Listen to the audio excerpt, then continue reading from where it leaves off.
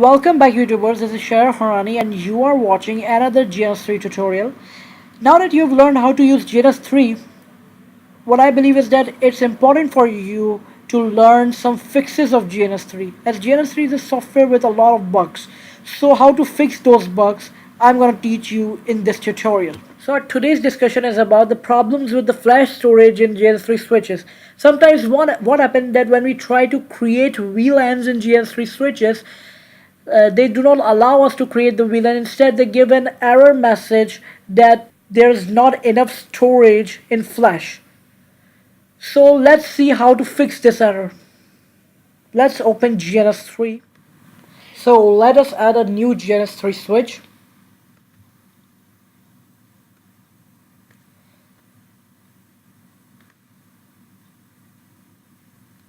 Let's go to the console port.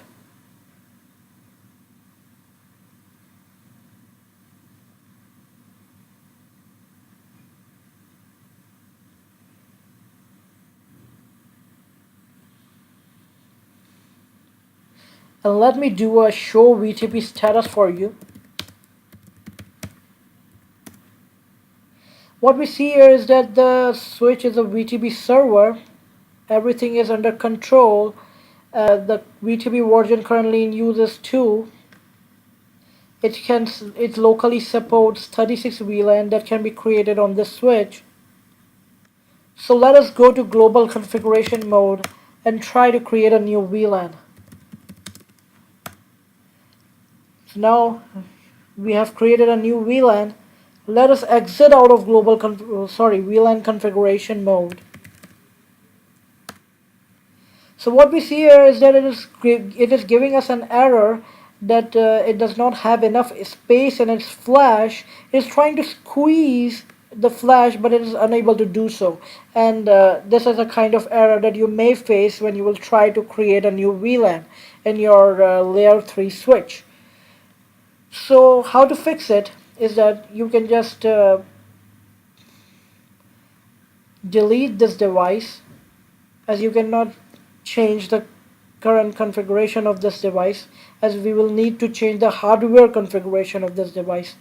So let us go to configure, and without starting the device we'll have to go to configure, and then the memories and disks tab, and here we will have to change 0 MIB from 0 MIB to 1 MIB.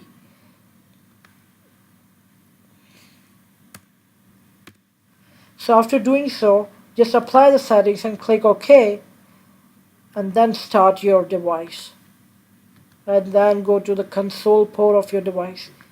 Now you will be able to create new VLANs.